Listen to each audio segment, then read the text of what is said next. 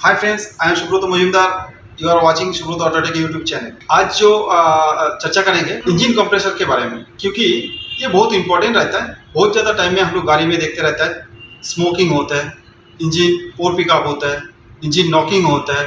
Engine के अंदर कोई भी किसी तरीका से अगर मैकेनिकल अगर प्रॉब्लम होता है तो एक ही टूल्स है हम लोग के पास, जो इंजन कंप्रेशन प्रेशर गेज, जिस कनेक्शन करके हम लोग उसको चेक कर सकते हैं। किस तरीके से हम लोग उसको चेक करें, ये वन बाय वन बाद में हम लोग डिटेल्स में चर्चा करेंगे। कंप्रेसर चेक करने के पहले थोड़ा सा हम लोग को जानकारी करना चाहिए एक्चुअली कंप्रेशन प्रेशर क्या होते हैं, तो किस तरीका से हम लोग उसको मेज़र करें। तो अगर हमें यहाँ पे अगर थोड़ा सा टेक्निकली अगर बताते तो कंप्रेसर चेम्बर मतलब जो सिलेंडर रहता है उसके अंदर जो पिस्टन रहता है, ये पिस्टन मूव होता है एक डिस्टेंस तक, मतलब जिसको हम लोग स्ट्रोक बताते हैं, मतलब TDC to BDC and BDC to TDC. तो ये जो टीडीसी टू बीडीसी और बीडीसी टू टीडीसी तक ये पिस्टन जाते हैं, इसको हम लोग बताते हैं स्ट्रोक। और इसको और एक भी नाम है जिसके नाम है स्वीट वॉल्यूम। और ये छोड़ के जो बाकी जो हेड गैस्केट से लेके हेड तक जो यहाँ पे रहता है, इसको हम लोग बताते हैं क्लियरेंस वॉल्यूम। तो ये जो क्लियरेंस वॉल्यूम मतलब टोटल वॉल्यूम, मतलब जो पिस्टन उसका एयर फ्यूल मिक्सचर को कंप्रेस करके ये लेके जाते हैं क्लियरेंस वॉल्यूम में। तो जहां सबसे ज्यादा टेम्परेचर क्रिएट होता है, सबसे ज्यादा प्रेशर यहाँ पे क्रिएट होता है, अगर ये प्रेशर अगर सिलेंडर वाल अगर हेड अगर वाल्व सीट से अगर पिस्टन रिंग दोनों साइड से अगर यहाँ पे अगर लीकेज होते तो यहाँ पे कंप्रेसर डाउन हो जाएंगे। तो इनके लिए हम लोग के सबसे ज्यादा इंपॉर्टेंट यहाँ पे है। तो इसी तरीके से हम लोग उसको कंप्रेशन भी निकाल सकता है, कंप्रेशन रेशियो भी निकाल सकता है। जैसे अगर मैं बताएंगे यहाँ पे जो cylinder volume divided by compressor chamber volume, अगर मैं यहाँ पे डिवाइड करते तो जो वहाँ पे जो आ रहा है तो that is called compression ratio. तो ये कंप्रेशन रेशियो हम लोग बता सकते हैं। और इसके साथ साथ जो ऑलरेडी मैंने बताया, यहाँ पे बहुत टाइम में हम लोग ये सुनते रहता है भाई मेरे गाड़ी में थोड़ा बैक कंप्रेशर आ गया तो एक दो महीना बाद इंजन ऑयल टॉप अप करना होता है, क्योंकि इसके अंदर जो पिस्टन रिंग रहता है और ये जो सिलेंडर वाल इसमें रहता है, ये सिलेंडर वाल और पिस्टन रिंग ये बीच में एक क्लियरेंस आ जाते, जहां पे यहाँ पे थर्स्ट क्रिएट होता है, जब भी स्पार्क प्लग से अगर हाई वोल्टेज यहाँ सप्लाई होते और यहाँ पे तुरंत एक्सप्लोशन घटते, ये एक्सप्लोशन के माध्यम से यहाँ पे जो प्रेशर क्रिएट होता है ये साइड वॉल से क्या होता है ये लीकेज हो जाते, ये लीकेज होने के साथ साथ ये चला जाते ये नीचे नीचे, मतलब जो ऑयल सम है तो ऑयल सम के अंदर चला जाते।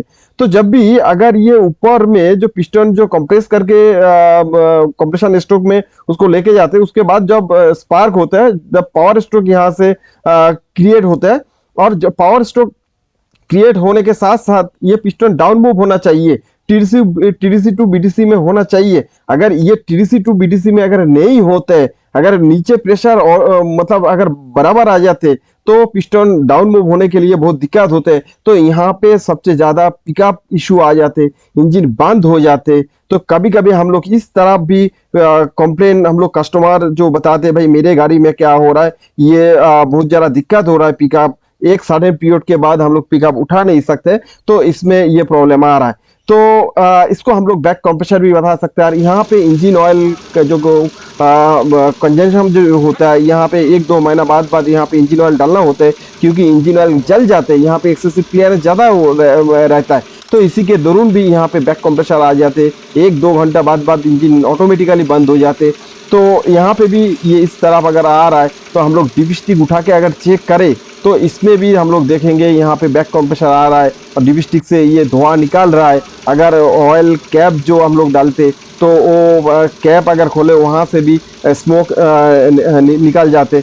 और इसके साथ साथ अगर इंजन ओवरहीटिंग भी होता है, जो कूलेंट गिर जाते, बहुत ज़्यादा टाइम में एक्सेसिव टेम्परेचर पहुंच जाते, तब भी इंजन हेड बैंड हो सकता है, इंजन के अंदर डैमेज हो सकता है। और इसके साथ अगर मैं स्पार्क प्लग अगर खोले तो उसके अंदर भी बहुत ज़्यादा टाइम में इंजन ऑयल आ जाते, उसके साथ मोबिल जो रहता है, जिसको हम लोग लोकल लैंग्वेज से बताते हैं मोबिल, वो अगर स्पार्क प्लग के अंदर आ जाते, स्पार्क प्लग काला हो जाते क्योंकि कार्बन डिपॉजिट ज्यादा होते, तो बहुत ज्यादा तरीका होता है इसके अंदर प्रॉब्लम, और इंजन के अंदर नॉकिंग भी आ जाते। और यहाँ पे एक चीज मैं बताऊंगा फिर से, क्योंकि ये जो इंजन के अंदर अगर मैकेनिकल कोई एरर अगर आ जाते, तो ये कोई कोड नहीं आते, कोई डीसी कोड नहीं आते, लेकिन इसको हम लोग आइडेंटिफिकेशन कर सकता है। जो जीडीएस जो है हम लोग के पास, जो टूल्स जो रहता है, तो यहाँ पे हम लोग को स्कैनर से हम लोग आइडेंटिफिकेशन कर सकता है, क्योंकि जब भी इंजन के अंदर अगर कोई प्रॉब्लम आते, तो यहाँ पे इंजेक्शन ड्यूरेशन ज्यादा होंगे, क्योंकि नॉक सेंसर ईसीएम को इन्फॉर्मेशन दे रहा है भाई थोड़ा यहाँ पे नॉकिंग हो रहा है, तो टाइमिंग को रिटार्ड करो, ज्यादा इंजेक्शन ड्यूरेशन करो, क्योंकि इसको रिमूव करना है। तो यहाँ पे भी मैं इंजेक्शन ड्यूरेशन देख के, अगर ऑक्सीजन सेंसर, इससे भी कुछ आइडेंटिफिकेशन मिल जाते हैं, अगर जो मैप सेंसर जो रहता है, इससे भी थोड़ा इन्फॉर्मेशन मिल जाते। तो ये मैं ज्यादा टेक्निकली और इससे ज्यादा और नहीं मैं बताऊंगा, लेकिन ये कंप्रेसर अगर काम होता है तो इसी तरीका से हम लोग उसको आइडेंटिफिकेशन कर सकते हैं। अगर इसके बाद भी अगर नहीं होते, तब जाके हम लोग क्या करते, इंजन के अंदर वो कंप्रेशन प्रेशर चेक करते।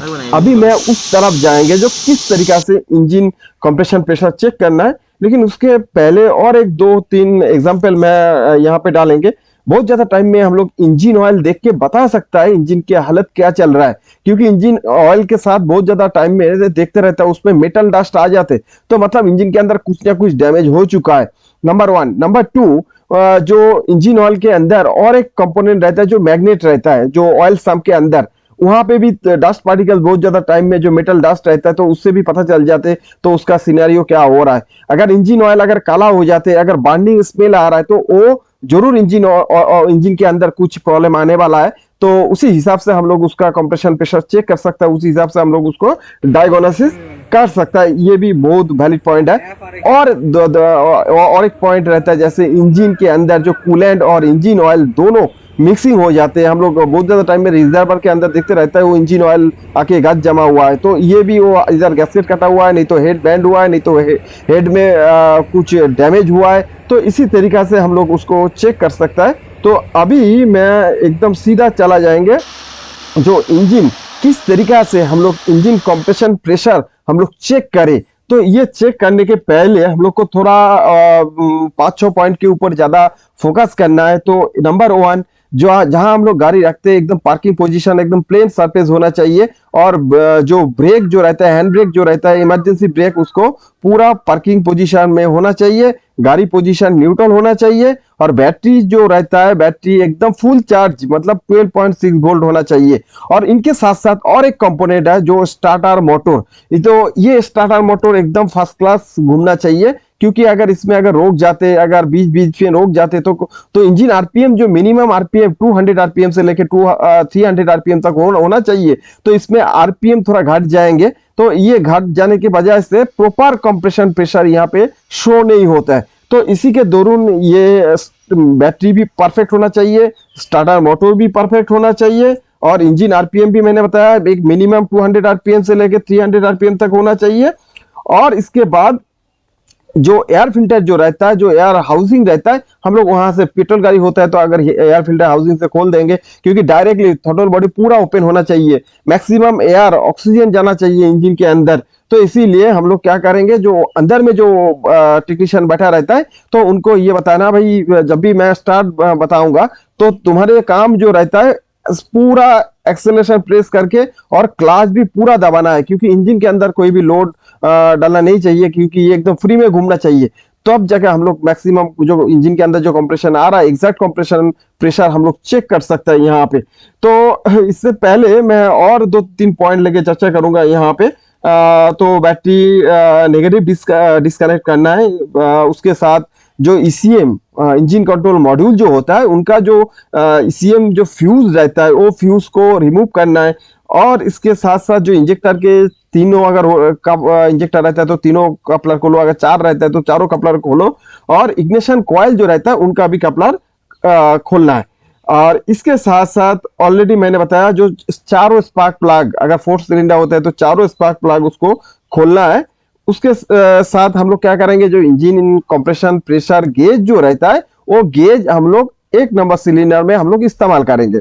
जब एक नंबर सिलेंडर में इस्तेमाल किया है, और जब भी हम लोग जो अंदर में जो बैठा रहता है, जो टेक्नीशियन बैठा रहता है, उनको मैं बताऊंगा भाई पूरा एक्सीलेटर प्रेस करो और क्लच पूरा दबाओ, और मैं स्टार्ट जब बताऊंगा तो तब स्टार्ट करना है। तो मैक्सिमम 7 to 8 सेकेंड तक हम लोग उसको क्रैंकिंग करेंगे।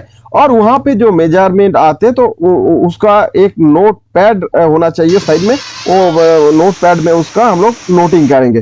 तो इस तरीका से 1 नंबर, 2 नंबर, 3 नंबर, 4 नंबर हम लोग इंजेक्शन कंप्रेशन प्रेशर हम लोग चेक करेंगे।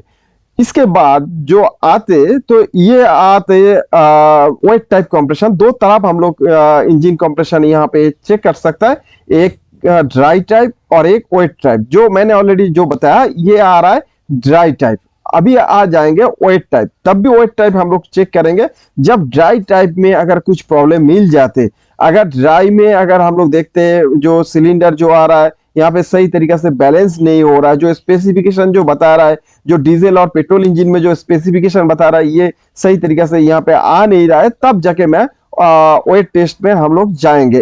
तो इंजन ऑयल ऐड करके हम लोग वेट टेस्ट करना होते। अगर ड्राई टाइप में अगर कोई भी अगर प्रॉब्लम आ जाते तो जैसे स्टैंडर्ड जो स्पेसिफिकेशन जो किताब में जो रहता है उससे अगर कम आते, अगर उससे ज्यादा आते, तो उसके बाद हम लोग वेट टेस्ट में हम लोग करेंगे। क्योंकि अगर स्टैंडर्ड के अंदर अगर रहता है, स्पेसिफिकेशन के अंदर अगर रहता है, तो हम लोग के सेकेंड टाइम उसका कंप्रेशन चेक करना कोई जरूरी नहीं है। तो जैसे यहाँ पे पेट्रोल गाड़ी अगर होता है तो स्टैंडर्ड साइज के साथ साथ एक सिलेंडर के साथ दूसरा सिलेंडर में जो डिफरेंस होता है 1 kg पर सेंटीमीटर स्क्वायर, और सीआरडीआई और डीजल गाड़ी में 3 kg पर सेंटीमीटर स्क्वायर डिफरेंस होता है एक सिलेंडर से लेकर दूसरा सिलेंडर में, जो स्टैंडर्ड जो स्पेसिफिकेशन बताते। तो इसी तरीके से हम लोग compression engine compression pressure check करें। और इसके साथ साथ मैं यहाँ पे जो सिस्टम लेके, क्योंकि मैंने 3-4 चार्ट लेके यहाँ पे मैं चर्चा करेंगे। जैसे ये एक चार्ट है यहाँ पे, जो 1 नंबर सिलेंडर में आ रहा है 13 kg, 2 नंबर में आ रहा है 12.5 kg, 3 नंबर में आ रहा है 12 kg, और 4 नंबर में जो आ रहा है ये 8 kg 5 सेंटीमीटर स्क्वायर। इसमें बहुत कम आ रहा है। क्या नंबर 1, एक तो आइडेंटिफिकेशन हम लोग किया 4 नंबर में प्रॉब्लम है। सेकेंड टाइम हम लोग उसका इंजन ऑयल ऐड करके, और मतलब वेट टाइप हम लोग उसमें टेस्ट करेंगे। क्योंकि इंजन के अंदर वो ब्लॉक में प्रॉब्लम है ना हेड में प्रॉब्लम है, वो पहले आइडेंटिफिकेशन करना चाहिए। तो हम लोग इसमें थोड़ा सा ऑयल 8 से 10 ड्रॉप ऑयल हम लोग डालेंगे। डालने के बाद हम लोग उसमें फिर कंप्रेशन गेज लगाएंगे। लगाने के बाद फिर सेम प्रोसेस हम लोग इस्तेमाल करेंगे, क्रैंकिंग करेंगे।